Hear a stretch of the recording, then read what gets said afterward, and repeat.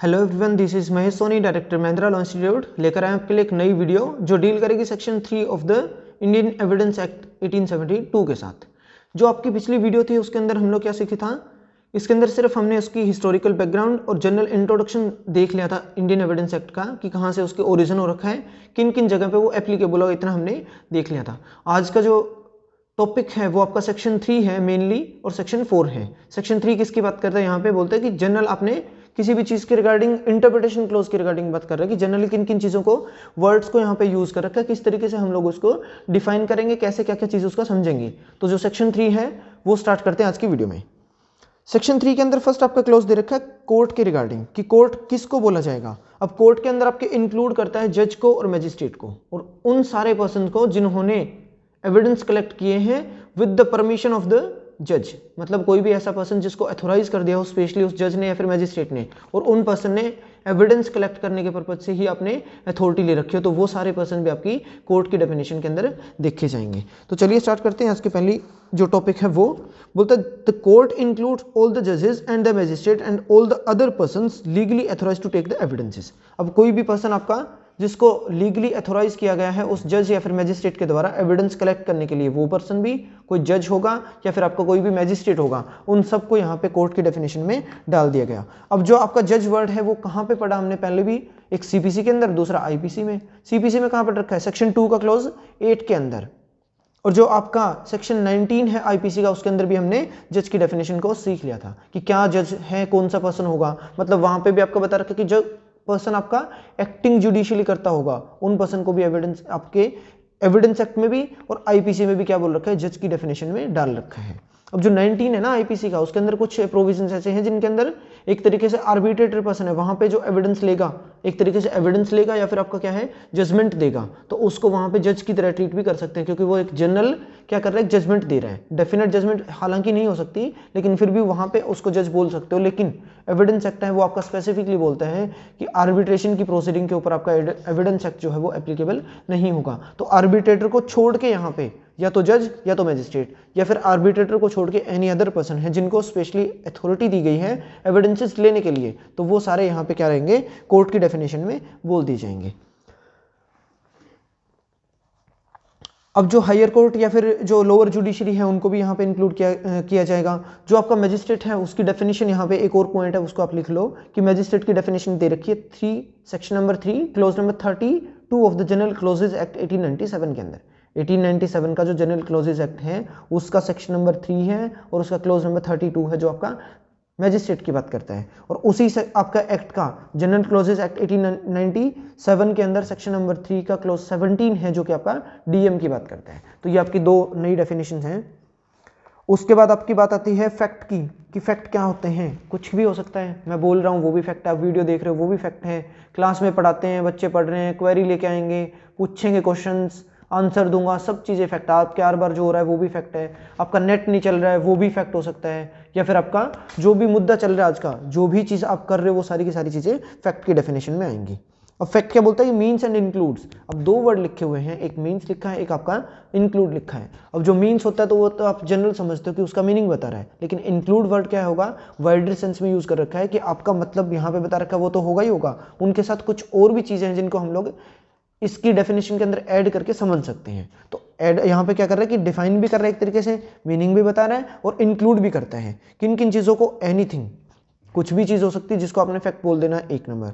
दूसरा बोलता है स्टेट ऑफ थिंग, किस तरीके की वो चीज़ थी आपकी, उसकी स्टेट मतलब उसकी व्यवस्था कैसी है, वो भी आपका फैक्ट है। तीसरा बोलता है रिलेशन ऑफ थिंग्स, मतलब आपका किस तरीके का रिलेशन बता रखा है कि घर में आपका रखा है दही, तो वो दही किस चीज से बना था, दूध से, तो दूध और दही का रिलेशन बता रखा है। आइस किससे बनती है, पानी को फ्रिज में रखोगे उससे बनेगी, तो वो आपका जो पानी है उसका और आइस का कोई रिलेशन है, उन चीज़ों के रिगार्डिंग बताया हो। या फिर किसी पर्सन की डेथ को जो रखी जहर की वजह से, अब वो जहर का और उसके अंदर जो बॉडी के अंदर सिम्टम निकल के आए उनका क्या रिलेशन था, क्या वो सही जहर, वही सेम जहर है जिससे उसकी डेथ को जो रखी है। तो इस तरीके के आपके जो भी फैक्ट होंगे वो सारे फैक्ट के अंदर आएंगे।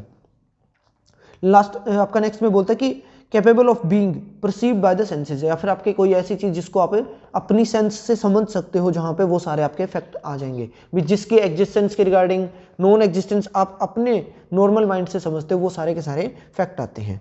नेक्स्ट आपका बोलता है any mental condition of which any person is conscious, या फिर ऐसी कोई भी मेंटल कंडीशन है इंसान की जिसके रिगार्डिंग कोई भी पर्सन आपका कॉन्शियस है, तो वो भी सारे आपके फैक्ट के अंदर ही आएंगे। अब ये फैक्ट क्या ना, एविडेंस एक्ट के अंदर कई तरीके के टाइप्स भी बता रखे हैं आपके, या तो एक्सटर्नल फैक्ट होंगे या इंटरनल फैक्ट होंगे, या साइकोलॉजिकल फैक्ट हो सकते हैं, या फिर आपके फिजिकल फैक्ट भी हो सकते हैं। एक और नेक्स्ट क्या है आपका, एक नेगेटिव फैक्ट भी हो सकता है, या फिर आपका पॉजिटिव फैक्ट भी हो सकते हैं। तो इस तरीके के सारे आपकी चीजें बता रखी है। इंटरनल और एक्सटर्नल की अगर मैं बात करूं तो वो आप लिख सकते हो साथ साथ में।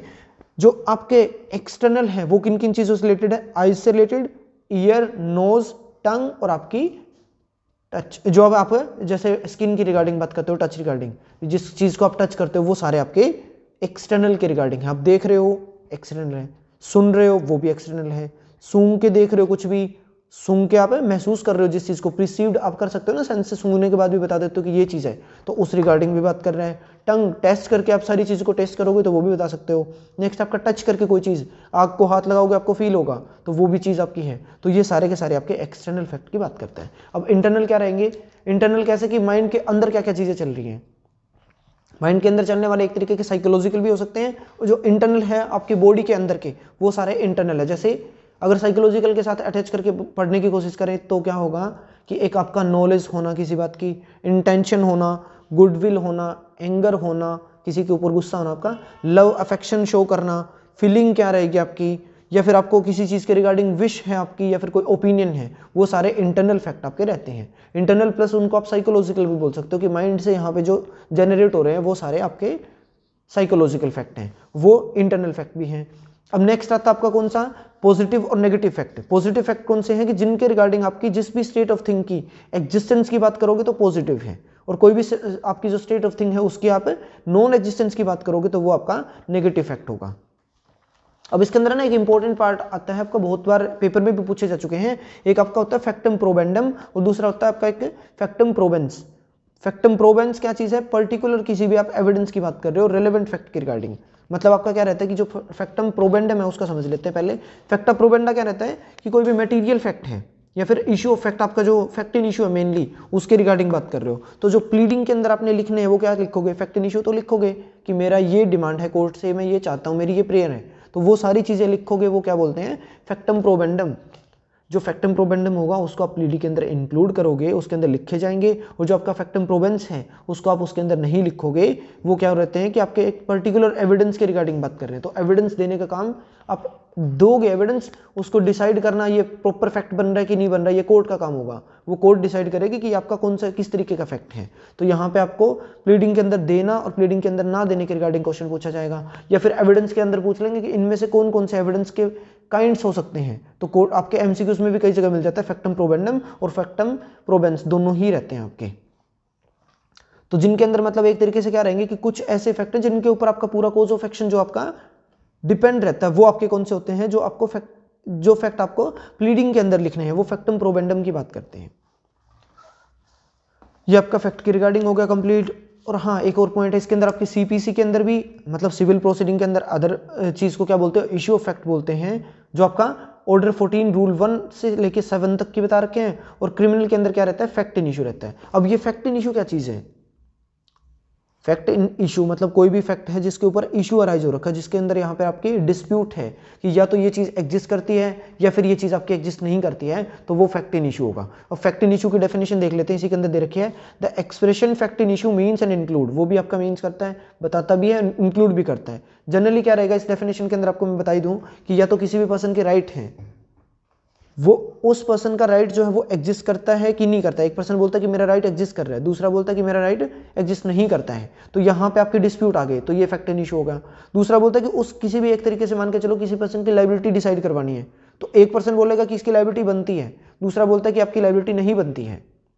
अगर बनती है तो वो किस एक्सटेंट तक बनेगी उसके रिगार्डिंग भी फैक्ट इन इशू हो सकता है। राइट जो आपका एग्जिस्ट करता है उसका किस एक्सटेंट तक राइट एग्जिस्ट करता होगा उसके रिगार्डिंग भी आपका फैक्ट इन इशू हो सकता है। या फिर आपकी डिसेबिलिटी के रिगार्डिंग हो कि ये पर्सन डिसेबल था, उस टाइम पे ये काम नहीं कर पाया था, तो किस एक्सटेंट तक की उसकी डिसेबिलिटी है कि नहीं है। तो ये सारे के सारे फैक्ट आपके एक पार्टी एजर्ट करेगी, दूसरे उसको डिनाई करेगी किसी भी शूट या फिर प्रोसीडिंग के अंदर किसी भी फैक्ट को, तो इन सबको बोला जाएगा ये आपका फैक्ट इन इशू बन जाएगा। अब इसकी डेफिनेशन देख लेते हैं क्या बोल रहे हैं। Any fact from which either by itself और in connection with the other facts, या तो अपने आप में या फिर दूसरे किसी फैक्ट के साथ कनेक्ट होके, द एग्जिस्टेंस, नॉन एग्जिस्टेंस, उसके बाद आपकी नेचर, किस नेचर का राइट था, एब्सोल्यूट है, पब्लिक राइट का नेचर था, या फिर आपका प्राइवेट नेचर के रिगार्डिंग आपका कोई राइट था, तो वो सारी चीजें, नेचर और एक्सटेंट ऑफ राइट की कितना राइट उसको मिलना चाहिए, लायबिलिटी एंड डिसेबिलिटी एजर्टेड और डिनाइड, या तो एक पार्टी ने एजर्ट करी और दूसरा उसको डिनाई किया गया है किसी शूट और प्रोसीडिंग के अंदर, जो कि आपके नेसेसरली फॉलोज किए जाएंगे उस शूट को डिसाइड करने के पर्पज से, तो ये आपके फैक्ट एंड इशू हो जाएंगे। मतलब अगर जनरल डेफिनेशन में कोई पूछे तो क्या बताएंगे कि किसी भी पर्सन का कोई भी राइट, डिसेबिलिटी और लायबिलिटी, उसकी आप क्या बता रहे हो, एग्जिस्टेंस, नॉन एग्जिस्टेंस, उसका नेचर और उसकी एक्सटेंशन एक पार्टी के द्वारा एजर्ट किया गया था, दूसरी पार्टी उसको डिनाई कर रही है किसी भी शूट या फिर प्रोसीडिंग के अंदर, तो वो वहां पे क्या अराइज होगा, इशू ऑफ फैक्ट आपका सीपीसी के अंदर और फैक्ट इन इशू आपका क्रिमिनल केसेस के अंदर, तो ये आपका फैक्ट इन इशू भी होगा। अब फैक्ट इन इशू के अंदर आना आपका एक यूनिवर्सल में एमसीक्यू भी है और आपके बहुत सारे अदर चीज जगह पे भी दे रखे हैं, आपके क्वेश्चन पेपर में भी आए हैं कि ये आपके लॉजिकली ही और आपका लीगली दो तरीके से उसको रेलेवेंट बताया गया कि उसको लॉजिकली रेलेवेंट अगर करवा दें तो क्या बोल देंगे, वो जो आपका फैक्ट इन इशू है वो चीज उसको प्रूव करने के पर्पज से आप क्या देंगे, कुछ फैक्ट देंगे। कौन से फैक्ट देंगे, रेलेवेंट फैक्ट। अब रेलेवेंट किसके तरीके से हो सकते हैं, या तो वो होंगे आपके लॉजिकल तरीके से या फिर आपके लीगल तरीके से, दोनों भी हो सकते हैं लेकिन दोनों ही नहीं होंगे। मतलब आपके एक एमसीक्यू के अंदर दे रखा है कि आपका जो रेलेवेंसी है वो रेलेवेंसी कैसी होनी चाहिए, must be logical, must be legal, must be logical and legal. Must word है आपका एंड वर्ड साथ में यूज कर रखा है कि सिर्फ या तो लॉजिकल होंगे या तो आपके सिर्फ लीगल ही होने चाहिए। अब उस एमसीक्यूज के हिसाब से क्या है कि उसका आंसर दे रखा है कि मस्ट बी लीगली आपके क्या रहेंगे, रेलेवेंट होने चाहिए। मस्ट वर्ड है इस वजह से। अब आपके क्या हो सकते हैं, वो आपके लॉजिकल भी हो सकते हैं और लीगल भी हो सकते हैं। रेलेवेंट की डेफिनेशन देख लेते हैं क्या बोल रहा है। बोलता है one fact is said to be relevant to another when the one is connected with the other in any of the ways referred to in the provision of this code this act relating to the relevancy of the fact। relevancy of fact के regarding इस act के अंदर जो भी आपके provision दे रखे हैं उन प्रोविजंस के अंदर कोई भी फैक्ट्स आपके एक फैक्ट दूसरे फैक्ट से कनेक्टेड हो रहे हैं bye virtue of section 6 to 55 के बीच में, तो उन सबको बोलोगे कि ये आपके रेलेवेंट फैक्ट हैं। उनके अंदर आपके लॉजिकल भी हो सकते हैं और लीगल भी हो सकते हैं। अगर लीगल की बात करोगे तो मस्ट भी लीगल आएगा और लॉजिकल बोलोगे तो मे भी लॉजिकल हो सकते हैं। ठीक है, any fact that is connected to each other, कुछ भी फैक्ट्स आपके हैं connected to each other by virtue of section 6 to 55 of the Indian evidence act are called to be the relevant fact. उसको आप रेलेवेंट फैक्ट बोल दोगे। उसके बाद आपकी बात आती है डॉक्यूमेंट्स की कि डॉक्यूमेंट किन को बोलोगे। फैक्ट इन इशू के अंदर नहीं चले, आपकी एक एक्सप्लेनेशन दे रखी है उसको आप पढ़ लेना, सीपीसी के रिगार्डिंग बात करता है वो। एविडेंस किसको बोलोगे और डॉक्यूमेंट किसको बोलोगे, ये आगे की दो प्रोविजंस में दे रखे हैं। पहला आपका है document. Document means any matter express या फिर डिस्क्राइब, कोई भी मैटर आपका है जिसको या तो डिस्क्राइब किया गया या फिर उसको एक्सप्रेस किया गया है किसी भी सब्सटेंस के ऊपर। किस तरीके से, कोई भी सब्सटेंस हो सकता है, मतलब आपका पेड़ है उस पर कुछ लिख दिया वो भी सब्सटेंस है, पेपर पे लिखना वो भी सब्सटेंस है, टी शर्ट के ऊपर कुछ भी अपना छपवा के लेके आना वो भी आपका सब्सटेंस हो सकता है। तो किसी भी सब्सटेंस के ऊपर, किसी भी चीज के ऊपर, किसी भी तरीके से, कौन से तरीके आपके इसके अंदर दे रखे हैं, एक आपका है पहला लेटर के द्वारा, कुछ भी लेटर लिखोगे वो भी होगा। दूसरा बोलता है आपका फिगर के थ्रू, मार्क्स के थ्रू, या फिर इनमें से किसी एक से ज्यादा वे के थ्रू कोई भी चीज आपकी एक्सप्रेस की गई या फिर डिस्क्राइब की गई है किसी भी सब्सटेंस के ऊपर, तो वो सारे के सारे आपके क्या बोले जाएंगे, डॉक्यूमेंट माने जाएंगे। इंटेंडेड टू बी यूज्ड, जिनको आपके क्या करने हैं कि किसी तरीके से यूज करने के पर्पज से आपने वो चीजें लिखी हैं वो सारी, और विच में बी यूज्ड, या फिर जिनको यूज किया जा सकता है for the purpose of recording that matter, उस मैटर को रिकॉर्ड करने के पर्पज से। कोई भी बात बोल रहा हूं उसको आपने लिखना है, वो अगर आप लेटर के थ्रू लिखोगे वो भी आपके क्या रहेंगे, डॉक्यूमेंट बनेगा। अब इसके अंदर ना एक क्वेश्चन आता है कि डॉक्यूमेंट के अंदर आपने कोई चीज लिखी है, मतलब एक खाली पेपर लिया, पेपर के ऊपर आपने कोई स्टेटमेंट लिख दी, अब स्टेटमेंट के ऊपर साइन करे ही नहीं आपने, मतलब राइटिंग विदाउट साइन, उसकी वैलिडिटी चेक करवानी कि इंग्लैंड में वो क्या रहता है और इंडिया में क्या है। इंडिया के अंदर आपकी writing without sign is not valid, आपका डॉक्यूमेंट कोई भी नहीं माना जाएगा अगर वहां पे कोई स्टेटमेंट पेपर के ऊपर लिखी और उसके ऊपर साइन नहीं करे तो इंडिया में वो वैलिड नहीं है। इंग्लैंड में क्या बोलता है कि writing without sign is also a valid document माना जाएगा। अब डॉक्यूमेंट अदर किन किन चीज़ों को मान सकते हो, घर की दीवार के ऊपर कुछ चीज़ छाप दी आपने, वो भी सारी चीज़ आपके डॉक्यूमेंट हो सकते हैं। एक तरीके से आपकी पेड़ हैं उनके ऊपर कुछ भी आपके चीज़ छापी गई है, वो भी सारे आपके डॉक्यूमेंट की डेफिनेशन में आएगा। अब इसकी ना कुछ इलस्ट्रेशन दे रखी है, क्या बोलते हैं, राइटिंग इज ए डॉक्यूमेंट, एक कोई भी लिखी गई चीज़ है वो राइटिंग आपकी डॉक्यूमेंट होगी। लेकिन इंग्लैंड और इंडिया के डेफिनेशन के अंदर आपको फर्क मैंने पहले बता दिया था कि एक जगह वो वैलिड माना जाएगा, एक जगह वैलिड नहीं है अगर वहाँ पे साइन नहीं किया गया तो उस केस में। दूसरा बोलता है कि वर्ड्स प्रिंटेड, लिथोग्राफ्ड और आपकी फोटोग्राफ्ड, कुछ भी फोटोग्राफी निकाल दी है वो भी चीज़ आपकी, वर्ड प्रिंट किए गए वो भी आपकी है। लिथोग्राफी क्या होती है, आपकी मूर्ति कारित करना, मतलब मूर्ति बनाना, ये सारी चीज़ें आपकी डॉक्यूमेंट के डेफिनेशन में आ जाएंगी। फिर बोलता है यानी inscription on the metal plate stone is a document, document के माने जाएंगे। कोई भी स्टोन के ऊपर कोई चीज़ आपने छाप दी है तो वो भी केस आपका। कैरिकेचर बना दिए वो भी आपके डॉक्यूमेंट होंगे। मेटल प्लेट के अंदर उसके ऊपर कुछ छाप दिया तो वो भी आपके डॉक्यूमेंट के डेफिनेशन में आ जाएंगे। फिर आपका बोला गया एविडेंस के रिगार्डिंग, एविडेंस आपकी दो तरीके की बता रखी है, या तो डॉक्यूमेंट्री या फिर आपकी ओरली। अब जो आपका वर्ड एविडेंस है वो आपका मीन्स एंड इंक्लूड करता है सारी स्टेटमेंट को, all the statements which the court permit, इसको अंडरलाइन करना है, एक के अंदर बता रखा है आपकी परमिट करना और रिक्वायर करना। अब आपके या तो कोर्ट उसको रिक्वायर कर रही है, किसी को बोलती है कि आप आके ऐसी स्टेटमेंट दो, या फिर कोर्ट के अंदर से कोई परमिशन मांगी गई है, कोर्ट से किसी पर्सन ने बोल दिया कि मैं ऐसी स्टेटमेंट देना चाह रहा हूं तो उसको परमिट कर दिया कोर्ट ने, या तो कोर्ट ने उसकी स्टेटमेंट देने के लिए परमिट किया या फिर उसकी रिक्वायरमेंट रखी है बिफोर इट, मतलब कोर्ट के आगे। बाय ऑल द विटनेसेस, अब विटनेस के द्वारा यहाँ पे स्टेटमेंट दी जाएगी, वो सारी आपकी क्या मानी जाएगी कोर्ट के अंदर, अगर वो परमिट करी गई थी या फिर उसको अगर रिक्वायर किया गया था तो वो आपके एविडेंस बन जाएंगे। In relation to the matter of fact under inquiry, inquiry के अंदर जो भी आपका मैटर ऑफ फैक्ट है उसको डिसाइड करने के पर्पज से किसी भी विटनेस से ली गई स्टेटमेंट या तो वो on the permission of the court या फिर उसकी रिक्वायरमेंट ऑफ द कोर्ट के बेस पे कोई भी स्टेटमेंट दोगे उस सबको आप क्या बोलोगे, यहाँ पे एविडेंस बोल दोगे। अब जो वर्ड विटनेस है यहाँ पे ये क्या है, नैरो सेंस में यूज नहीं हो रखा, ये आपका वाइडर सेंस में है। जैसे एक कोई भी आपका 133 है, section number 133 Indian evidence act क्या बोलता है कि अकम्प्लिस पर्सन है, को एक्यूज के खिलाफ एक सफिशिएंट तरीके का विटनेस वो बन सकता है। तो विटनेस वर्ड यहाँ पे जरूरी नहीं कि केस की जो पार्टीज है उनके अलावा जो भी विटनेस बुलाओगे सिर्फ उनको इंक्लूड करते हो। विटनेस के अंदर आपके किसी भी तरीके के विटनेस हो सकते हैं, एक्यूज्ड या फिर आपके जो भी विक्टिम पार्टी है वो भी आपकी विटनेस हो सकती है, क्योंकि उससे बड़ा प्राइम विटनेस कोई होता ही नहीं है, तो उनको भी विटनेस की तरह यूज कर सकते हो यहाँ पे। तो इन सब पर्सन्स को जिनकी भी स्टेटमेंट ली जाएगी एज ए विटनेस के तौर पे, वो सारी स्टेटमेंट आपकी या तो कोर्ट रिक्वायर करेगी या फिर कोर्ट उनको परमिट करेगी, तो वो एविडेंस बन जाएंगे। और उन स्टेटमेंट को क्या बोलोगे यहाँ पे, उन स्टेटमेंट को बोला जाएगा कि आपने वो ओरल स्टेटमेंट दे रखी है, तो ओरल एविडेंस की काउंटिंग में वो आ जाएंगे। सेकंड बोलता है कि all documents including the electronic record produced for the inspection of the court, कोई भी आपने कोई भी चीज थी, जितने भी एविडेंसेस थे आपने कलेक्ट करके किसी एविडेंस जो आपके किसी इलेक्ट्रॉनिक रिकॉर्ड के अंदर डाल लिए हैं। इलेक्ट्रॉनिक मतलब आपके पेन ड्राइव के अंदर सारी चीजें डाल ली, अब पेन ड्राइव के डाल के पेन ड्राइव में और वो चीज आपने कोर्ट के अंदर प्रोड्यूस कर दी है कोर्ट की जांच करने के पर्पज से, तो वो भी आपके डॉक्यूमेंट्री एविडेंस बन जाएंगे। Such documents are called as the documentary evidence. अब जो ये आपका इलेक्ट्रॉनिक रिकॉर्ड है वो आपका 2000 का आईटी एक्ट के साथ में इसको ऐड किया गया था। अब इसमें ना एक केस है आपका निर्मला वर्सेस हरी सिंह, इसका केस आपका है दिल्ली का, दिल्ली हाई कोर्ट का है 2001 का केस, जिसके अंदर बोला गया कि जो एफिडेविट है वो यहाँ पे इंक्लूड नहीं करा गया है, मतलब एफिडेविट को एविडेंस नहीं माना जाएगा। निर्मला वर्सेस हरी सिंह का केस है दिल्ली हाई कोर्ट का 2001 का, जिसके अंदर बोला गया था कि कोई भी आपका जो एफिडेविट है उसको एविडेंस नहीं मानना है। नेक्स्ट आपका बात करता है प्रूव्ड की, डिसप्रूव्ड और नॉट प्रूव्ड। ये आपके तीन बहुत इंपॉर्टेंट भी बोल सकते हो पीटी के रिगार्डिंग, या फिर उनको आप नॉर्मल सिचुएशन में समझोगे तो नॉर्मल से डेफिनेशन बोलता है कि प्रूव किसको, कि अगर कोई भी ऐसा पर्सन नॉर्मल प्रूडेंट पर्सन है जो आपका किसी भी फैक्ट को, किसी भी फैक्ट की एग्जिस्टेंस के रिगार्डिंग अपने ओपिनियन दे सकता है कि ये चीजें आपकी एग्जिस्ट करती है, तो कोर्ट भी मान लेगी कि वो चीज आपकी एग्जिस्ट करती है, तो वो उसको बोला जाएगा कि वो चीज आपने प्रूव कर दी है।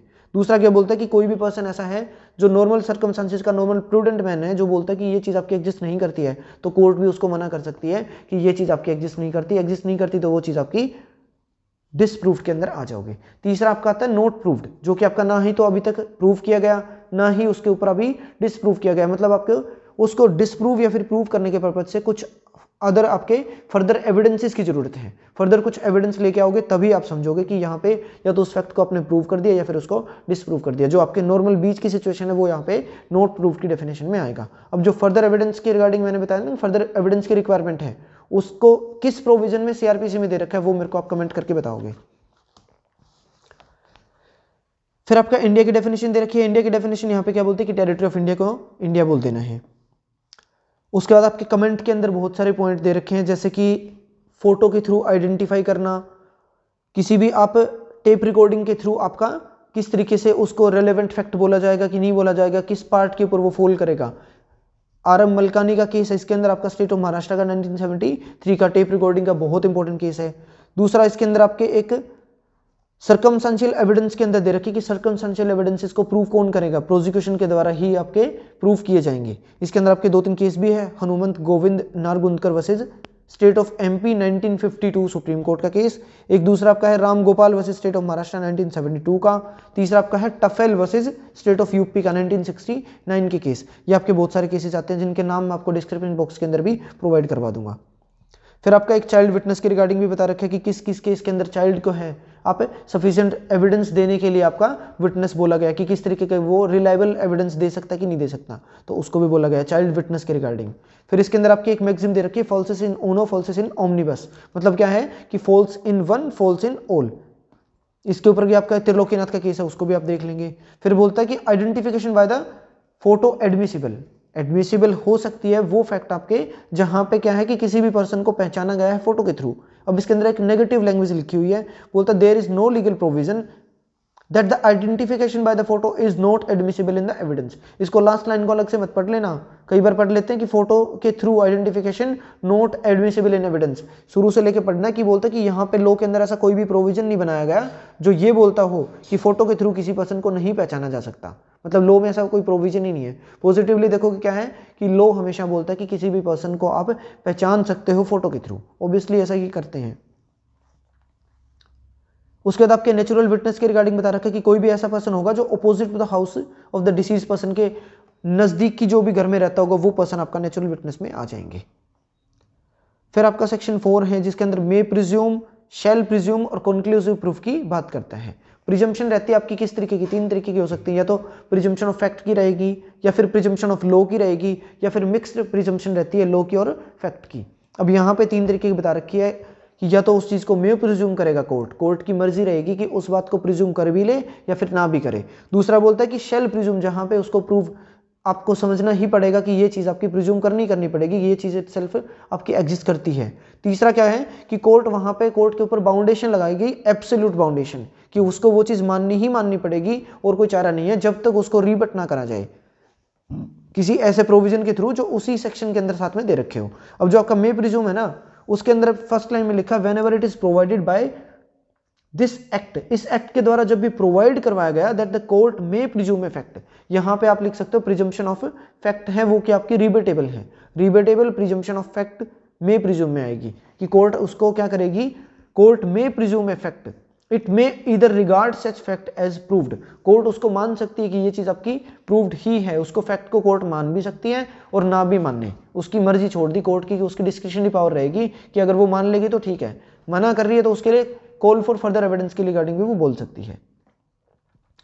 Unless and until it is disproved और he may call for the proof of it, यहां पे क्या कर रहा है कि कोर्ट के ऊपर पावर छोड़ दी कि कोर्ट की मर्जी है कि वो मान सकती है जब तक उसको डिसप्रूव ना किया जाए। कोर्ट मान लेगी, जब भी कोई फैक्ट आया आते ही बोल देंगे कि हाँ ये चीज आपकी प्रूव्ड है, जब तक उसको डिसप्रूव नहीं करोगे प्रूव्ड मान लेंगे। उसके बाद आपकी क्या बोल रहे हैं चीजें इसके अंदर लास्ट लाइन में कि मे call for the proof of it, उसको प्रूव करने के लिए फैक्ट भी बोल सकती है कि यहाँ पे इस तरीके के एविडेंस भी लेके आओ। दूसरा आपका बोलता है कि शेल प्रिज्यूम, जहां पे आपकी रिबटेबल प्रिजम्पशन ऑफ लॉ की रिगार्डिंग बात कर रहे हैं कि रिबट कर सकते हो, प्रिजम्पशन लॉ की है कि कोई भी फैक्ट आप लेके आए हो तो कोर्ट के ऊपर बाउंडेशन लगाई गई कि कोर्ट उसको प्रिज्यूम ही करेगा कि वो चीज आपकी प्रूव्ड ही है। क्या बोलता है whenever it is directed, court को डायरेक्ट किया गया है, इसके साथ रीड विद करना है सेक्शन आपका 114 को आप मे प्रिज्यूम के साथ पढ़ते हैं। अब इसमें क्या लिखा है, it is directed by this act, इस एक्ट के द्वारा यहां पे आपकी डायरेक्शन दी गई है the court shall presume a fact, fact को प्रिज्यूम करना ही करना पड़ेगा। It shall regard such fact as proved unless and until it is disprove, जब तक उसको डिसप्रूव या फिर प्रूव नहीं कर दिया जाता उसको आप क्या करोगे, उसको प्रिज्यूम ही मानना पड़ेगा, ऐसा उसको बोल रहे हैं। कोर्ट को डायरेक्शन दी गई कि आप उसको प्रूव्ड ही समझोगे, मतलब कोई भी फैक्ट जब कोर्ट के सामने आएगा तो कोर्ट उसको प्रिज्यूम करके चलेगी कि ये चीज़ आपकी एग्जिस्ट करती है, ये आपका प्रूव्ड है इटसेल्फ, जब तक उसको रीबट ना करा जाए लॉ की प्रिजम्पशन को। और थर्ड वन जो आपका है वो आपका एक फैक्ट है जो कि इरिबटेबल प्रिजम्पशन ऑफ लॉ के रिगार्डिंग बात कर रहा है। अब ऊपर वाला रिबटेबल प्रिजम्पशन है जिसके अंदर बोलता है कि इस एक्ट के अंदर या फिर किसी भी अदर लॉ के किसी भी फैक्ट को आप उठा के लेके आके इस बात को आप प्रूव कर दो, इस जो प्रिजम्पशन लगाई थी कोर्ट की उसको आप रीबट कर दो किसी भी फैक्ट के थ्रू, या तो आप इस एक्ट में से उठा लाओ या फिर आप बाहर से कहीं से भी पॉइंट उठा के ले आओ, इसको हम लोग डिसप्रूव कर देंगे, तो वो आपकी प्रिजम्पशन को रीबट करा जा सकता है। लेकिन जो आपकी कंक्लूसिव प्रूफ है ना वो आपकी क्या बोलती है, एब्सोल्यूट बाउंडेशन लगाती है लॉ के ऊपर कोर्ट पे कि आपको वो चीज़ प्रिज्यूम करनी ही करनी पड़ेगी कि वो चीज़ आपकी एग्जिस्ट करती ही करती है, प्रूव्ड ही समझना है, जब तक उसको डिसप्रूव ना करे। अब डिसप्रूव कहाँ करोगे, मतलब कोई भी एक सेक्शन उठा लेते हैं, जैसे 112 है एविडेंस एक्ट का, जिसके अंदर आपका बताया गया है कि कोई भी चाइल्ड का बर्थ हो रहा है ड्यूरिंग द मैरिज की लाइफ, मतलब अभी तक उसका डाइवोर्स हुआ नहीं है, डाइवोर्स का एक टाइम पीरियड होता है, उसके बाद तक भी अगर वो वहां पे क्या कर रहा है कि बच्चे की जन्म हो रहा है ड्यूरिंग द मैरिज, उसको आप मान के ही चलोगे कि वो उनका लेजिटिमेट ही बच्चा है। अब अगर किसी का बच्चा होगा ड्यूरिंग द मैरिज लाइफ तो क्या समझेंगे कि वो उसका लेजिटिमेट बच्चा समझा जाएगा, जब तक यहाँ पे ये चीज़ इनकंसिस्टेंट फैक्ट उसका प्रूव ना कर दिया जाए। मतलब वो अगर उसको रीबट करना चाहता है ना तो उसकी जो प्रोवाइजो होगा वो उसी सेक्शन में नीचे दे रखा है। 112 खोल लो एक बार, उसको देख लो आप, जिसके अंदर ऊपर बता रखा है कि कोई भी आपका बच्चे का जन्म हो रहा है 280 डेज के अंदर या फिर आपके ड्यूरिंग द मैरिज लाइफ, अगर उनका कोई भी जन्म होगा तो वो आपके इटसेल्फ समझे जाएंगे, कोर्ट बाउंड होगी उस चीज़ से कि कोर्ट लेके चलेगी कि ये आपका प्रिजम्पशन लगानी है कि ये आपका लेजिटिमेट ही चाइल्ड है। लेकिन उसी के अंदर नीचे प्रोवाइजो दे रखा है कि इनकंसिस्टेंट फैक्ट अगर आपने प्रूव कर दिया तो हो सकता है कि उसको रिबट किया जा सके। जैसे कोई हस्बैंड है, उसके ऊपर उसकी वाइफ ने बोल दिया कि ये इसी का लेजिटिमेट बच्चा है, लेकिन जो शादी के बाद क्या हुआ था कि हस्बैंड जो है फॉरेन कंट्री में काम कर रहा है, 7 या 8 साल के बाद वापस आया तो उसने पाया कि 1 साल की गुड़िया उसकी, अब 1 साल की बच्ची है, शादी के 8 साल के बाद हो रही है, और वो जो 8 साल तक है उनका हस्बैंड और वाइफ के बीच में कोई एसेस ही नहीं था, तो यहाँ पे कोर्ट को प्रिज्यूम करना पड़ेगा कि ये उसका लेजिटिमेट सन नहीं है, क्योंकि उसके बीच में कोई भी एसेस ही नहीं था। एसेस नहीं था, उसकी जो इरिबटेबल प्रिजम्पशन ऑफ लॉ थी ना, कंक्लूसिव प्रूफ वाली, उसको रीबट कर दिया गया उसी सेक्शन के अंदर। तो जो कंक्लूसिव प्रूफ है उसको आप रीबट कर सकते हो उसी सेक्शन के अंदर जो यहाँ पे दे रखे हैं उसमें। अब क्या बोलते हैं कि व्हेन इट इज या फिर when the one fact is declared by this act, इस एक्ट के द्वारा कोई भी फैक्ट आपका डिक्लेयर कर दिया गया to be conclusive proof of another का कोई भी कंक्लूसिव प्रूफ है, ऐसा डिक्लेरेशन दी गई है। उसके बाद आपको बोलते हैं the court shall on the proof of one fact regard the other as proved and shall not allow the evidence to be given for the purpose of disproving. किसी भी फैक्ट को डिसप्रूव करने के पर्पज से यहाँ पे evidences नहीं दिए जाएंगे, ऐसा कोर्ट अलाउड नहीं करेगी, तो वो आपका कंक्लूसिव प्रूफ समझ लिया जाएगा। लेकिन वहाँ पे प्रूफ के लिए आप उस एविडेंस को या फिर उस फैक्ट को आप डिसप्रूव करने के पर्पज से कहाँ पे दोगे एविडेंस, उसी सेक्शन के अंदर आपका अगर प्रोवाइड कर रखा है कि आप इसको डिसप्रूव कर सकते हो तो ही उसके एविडेंस आप दे सकते हो, अदरवाइज यहाँ पे कंक्लूसिवली ही माना जाएगा कि ये चीज़ आपकी एग्जिस्ट करती ही करती है। तो ये आपके सेक्शन नंबर 3 और 4 कवर हो गए। नेक्स्ट वीडियो के अंदर हम लोग इसकी चैप्टर नंबर 2 को स्टार्ट करेंगे। चैप्टर 2 के अंदर आपके सेक्शन नंबर दे रखे हैं 5 से 55 के रिगार्डिंग, जो आपके किसके रिगार्डिंग बात करते हैं, रेलेवेंसी ऑफ फैक्ट के रिगार्डिंग। पहले पढ़ा था ना, रिलेवेंट कब होगा, जब एक फैक्ट आपका कनेक्ट करता हो दूसरे फैक्ट से by virtue of section 6 to 55 के अंदर। तो उन सबको हम लोग नेक्स्ट वीडियो के अंदर कवर करेंगे। तो इस वीडियो के अंदर अगर आपको कोई भी पार्ट ऐसा लगे समझ नहीं आ रहा, कमेंट करके मेरे से पूछ सकते हो, या फिर आप मेरे को आप फॉलो कर सकते हो इंस्टाग्राम और फेसबुक पे, वहाँ पे भी आप मेरे को पर्सनली मैसेज करके भी पूछ सकते हो। बाकी इस वीडियो के अंदर जो भी आपके कमियां रहती है उसको मैं, जो केस लो वगैरह रहेंगे उनको मैं डिस्क्रिप्शन बॉक्स के अंदर प्रोवाइड करवा दूंगा। लिंक जो रहेगा फेसबुक और इंस्टाग्राम का वो भी मैं आपको डिस्क्रिप्शन बॉक्स के अंदर दे दूंगा। Thank you so much for watching this video. अगर आपको ये वीडियो पसंद आती है तो वीडियो को शेयर करें, लाइक करें और कमेंट करके मेरे को बता सकते हैं।